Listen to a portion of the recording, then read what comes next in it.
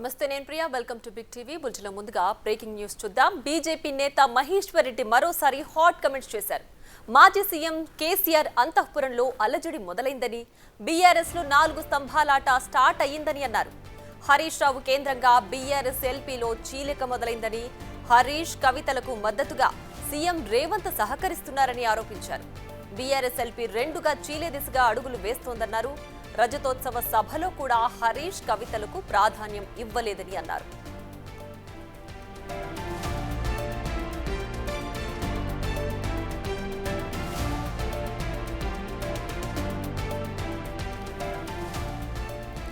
BRS ను కేటీఆర్ నడిపిస్తుంటే హరీష్ రావు కవితలు డమ్మీగా మారిపోయారని comment చేశారు కేటీఆర్ ప్రెసిడెంట్ గా వ్యవహరిస్తున్నారని ఆయనకు కేసీఆర్ కూడా పూర్తి స్వేచ్ఛనిచ్చారని పేర్కొన్నారు ఈ క్రమంలో పార్టీలో కవిత ఒంటరయ్యిందని తెలిపారు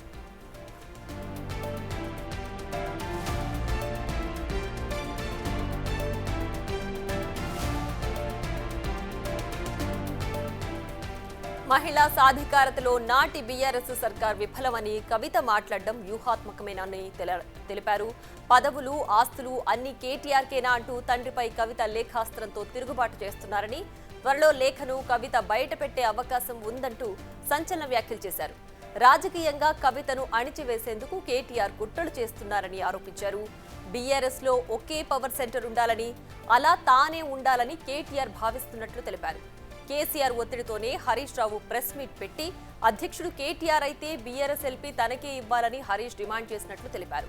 10 మంది ఎమ్మెల్యేలను తీసుకురొస్తే ఎల్పీ పదవి ఇస్తానని సీఎం రేవంత్ హామీ ఇచ్చినట్లు ఈ నేపథ్యంలోనే హరీష్ ఇంటికి కేటీఆర్ వచ్చారని ఏలేటి పేర్కొన్నారు ఈ భేటీలో హరీష్ ఎల్పీ పదవి అడగగా ప్రెసిడెంట్ ఎల్పీ రెండూ తనకే కావాలని కేటీఆర్ చెప్పినట్టు ఏలేటి తెలిపారు బీఆర్ఎస్ ఎల్పీ లీడర్ గా హరీష్ కౌన్సిల్ లీడర్ గా కవితను చేయడానికి సీఎం రేవంత్ హామీ ఇచ్చినట్లు తెలిపారు ఏలేటి ఈ క్రమంలో హరీష్ ను కేటీఆర్ బ్రతిమాలాడని తెలిపారు కేటీఆర్ ప్యారిస్ టూర్ వెళ్లగానే బీఆర్ఎస్ ఎల్పీ చీల్చుతారని ఏలేటి జోసిన్ చెప్పారు మే 26 నుంచి కేటీఆర్ ఫారిన్ టూర్ కు వెళుతున్నారని అప్పుడే బీఆర్ఎస్ ఎల్పీ చీలిక జరుగుతుందని సంచలన వ్యాఖ్యలు చేశారు ఏలేటి